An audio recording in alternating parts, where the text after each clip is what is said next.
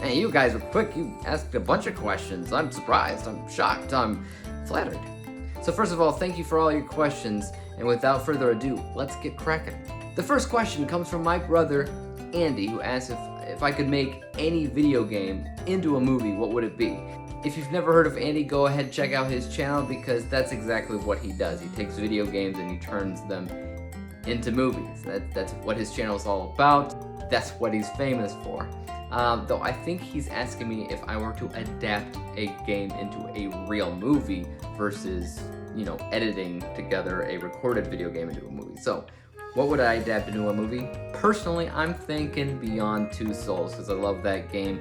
Fingers crossed. Next question comes from Mr. Sticky. The first thing that he asked was, if I had the power and the unlimited budget to time travel back and fix any one film, what would that be? Well, that means that I see a movie as broken or disappointing or something about it can be fixed. And this is a question that I probably had the hardest time answering because I was like, dang, there's a lot of, films that I've been disappointed in. There's been a lot that had potential. But then it occurred to me, a film that's not too far back in the past, but if it was just fixed, we'd essentially have a perfect franchise, and that's Daniel Craig's Quantum of Solace. I essentially see his entire James Bond era as just perfection, except for Quantum of Solace, which is just bland. And that's just because of the writer's strike of America. If they had just fixed that, if they had just waited until it was time to appropriately make the movie the way you're supposed to be making it, Quantum of Solace could have been just as good as Casino Royale, Skyfall, or Spectre, maybe No Time to Die. It's too early to tell, but yeah, I'd fix that. Now we're bouncing over to Jacob Martin, who asked me, what was the movie that got me into loving film? That is another really difficult question because I don't really know. I've loved film my entire life before I can even remember because my brothers and I used to film our own movies so long ago that my long-term memory hadn't formed yet. I started being in front of a camera at 3 years old, and it's been like that ever since. But if I had to pick something, maybe Star Wars, I don't know. He also asked, who's my favorite director? And for the longest time, it was always Joss Whedon. Now I can't say that anymore because of reasons. So if I had to pick a new favorite director, I'd probably say Christopher Nolan. Since I'm always looking for a director that takes his time to make a film, you don't hear from him for years, so that when he makes another movie, you're like, oh, this is gonna be something, this is gonna be good. Back to Mr. Sticky, he asks, what is something that's not a movie, but it should be? Another really great question, Mr. Sticky, gotta tell ya. Though I have an answer for you right away. The last movie in the Divergent series. Obviously. It was just this big, expansive, blockbuster ordeal franchise. And that last film was gonna be pretty big. I read the books. I liked that last book. So I was set, I was ready, I wanted to see what Hollywood did to that story. And then they're like, we're not gonna make it. Okay. And then they're like, well, no, we're gonna make a TV show or a TV movie or something out of it. And then that didn't happen, so, screw you guys. Sean from Lost in the Reel asked me a question as well, and he said, what is my favorite or most rewarding moment of being a creator on YouTube? This was something that definitely evolved over the years. At first, it was just the fact that I had an excuse to watch movies. And this, movie companies would be sending me screeners to review their film. And that's a rewarding experience all on its own, but really, the real answer to this is networking. It's collaboration. It's getting to know my audience, getting to know you, because if it weren't for you, I probably would have thrown in the towel a long time ago, because even though I love movies and even though I love talking about them, it does sometimes take a lot out of me to make videos like this. But knowing that I have an audience that is watching, that is, responding, that is commenting, that is giving me thumbs up, subscribing, whatever, makes it all worthwhile. Mr. Sticky also asked, what is something that is a movie, but shouldn't be? There are so many good answers to this, but I'm gonna go with any one of the 50 Shades of Grey movies. What's the point? It's stupid. I saw them because everybody wanted to talk about them, but He also asked if I've ever bowled a perfect game. The answer to that's absolutely not. I've pretty much done the opposite. I suck at bowling. I love bowling, I love doing it, I love the sport, I think it's a lot of fun, but I am absolutely terrible at it. from the Z Review asked me, what is my most favorite video that I've ever done on this channel? Great question, Mike. The real answer to that is probably not a review, believe it or not. It's the stuff that isn't a review that I actually am the most proud of when I do them. Things like deconstructing the narrative. But if I had to pick a specific video, I would actually pick the one in a series that I never continued, but I always wanted to do. It was the prediction video that I did for Honest Thief. In that video, I basically broke the film down before I ever saw it, and I predicted how everything would go.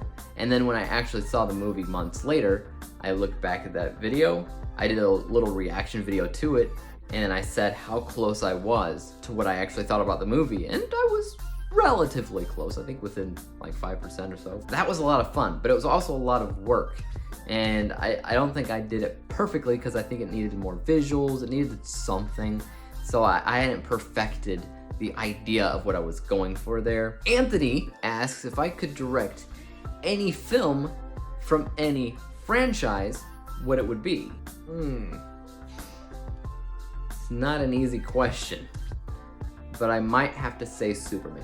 Superman is the main hero that I grew up with. It's the one character in any given superhero franchise that I feel like I know how he should be portrayed.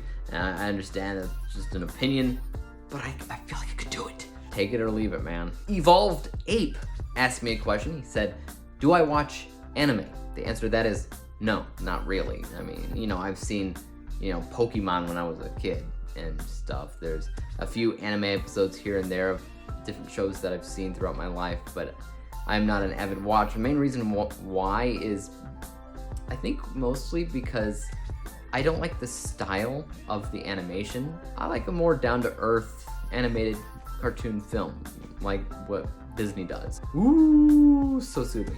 And Jacob, you asked, if I could make any movie from any genre, what would it be?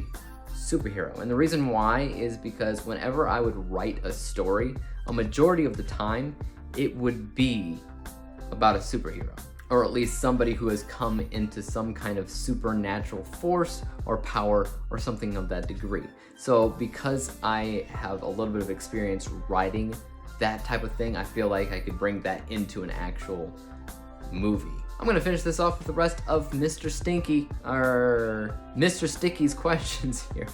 So he asked if I was stuck on a desert island, what would I want with me out of this list of items? And he said, a hack and sack, a deck of playing cards, and a slinky.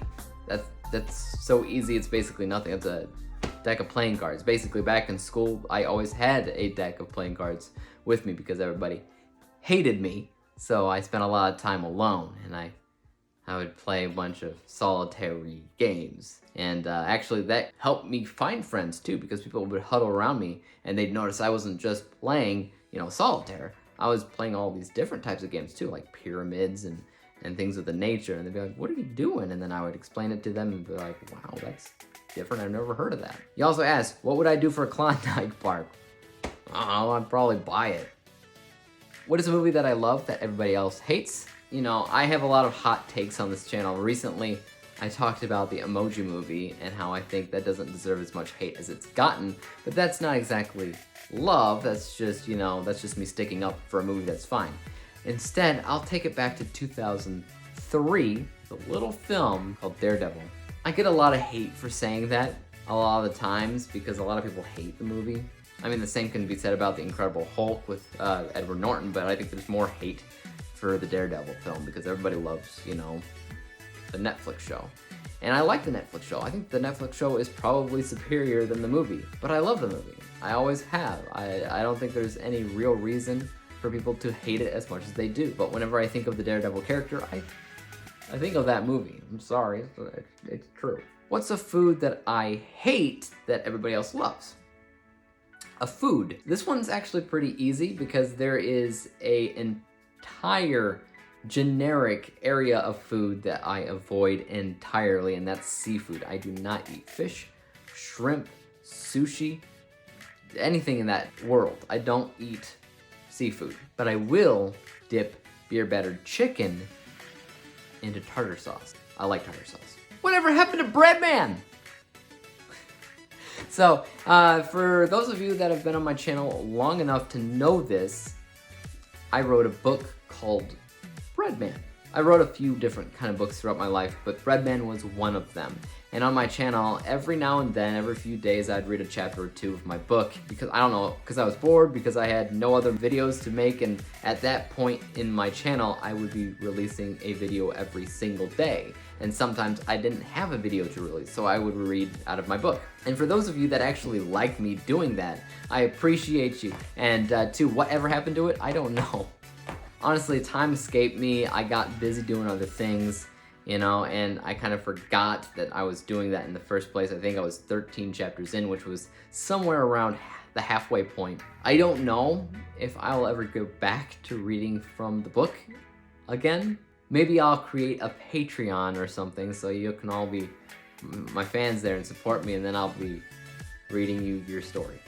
But if you go back in my history and you see all these videos and you like them, you know, and you comment down below saying, hey, yeah, you should probably continue this because I think the story's really good, then I will revisit it because people want me to. But as it is now, I don't know. I kind of forgot. You know, if life was an RPG and I got 10,000 EXP, which of the following would I increase personally? Would I increase strength, intelligence, speed, or accuracy? Well, here's the thing, guy. I'm not really familiar with RPGs. I kind of sort of understand the gist of what you're asking. And, you know, you add those EXP points and then you get better at that one thing. Out of these choices, I would choose accuracy because in real life, I actually have an anxiety disorder when it comes down to things like fearing failure and wanting to do the right thing at the right time, in the right place. I have this thing about schedules that I want to keep, and if I don't keep, I have these attacks and blah, blah, blah. And part of that is accuracy. If I was more accurate of what I wanted to do, then I wouldn't have those anxieties, I wouldn't have those fears. So I guess, technically speaking, if I want to be better, I would choose accuracy. And finally, most underrated actor or actress from this decade. This is a very tough question, especially when it comes down to actors, because I've always had kind of a tough time answering who's the best actress in any scenario. I can, however, answer most underrated actor. And this is, without a doubt, for me, Jamie Bell. Jamie Bell is underrated because he's almost never the main actor in a film. He's almost always a side character, and he's almost never given a lot of screen time. But when he is, and when he's the main character, he blows it out of the water, but most people don't know that. I mean, most recently he had a main film called Skin, where he played a skinhead that kind of reverted to understanding that that's not the best life to live. And the biggest thing was in his eyes. You can kind of see the things that he is thinking, the kind of things that he is feeling, and that's without saying any words. That's without kind of showing facial expressions, how he's feeling, like he's surprised. No. You see it in his eyes. It's very hard for me to explain, but he's very expressive when it comes down to what he does and what he speaks through just his eyes alone. I think he's a phenomenal actor, and I think he needs more roles. I think he needs more recognition. And that's it. That's all the questions. So thanks so much for submitting them in so quick of time. I was expecting to get this video out a week later, but you guys had already thrown so many questions out at me, and I had to make the video now because, yeah, this recording is 30 minutes long as is. I don't know what it's going to be once I edit it down, but anyways, guys, thanks for stopping by. Tell me in the comments down below if you like this type of thing, if you want me to do Q&As in the future, because, you know, I think it is kind of fun. And until then, don't forget to hit that like, subscribe button, and the bell to be notified when I come out with my next whatever. And until then, peace out.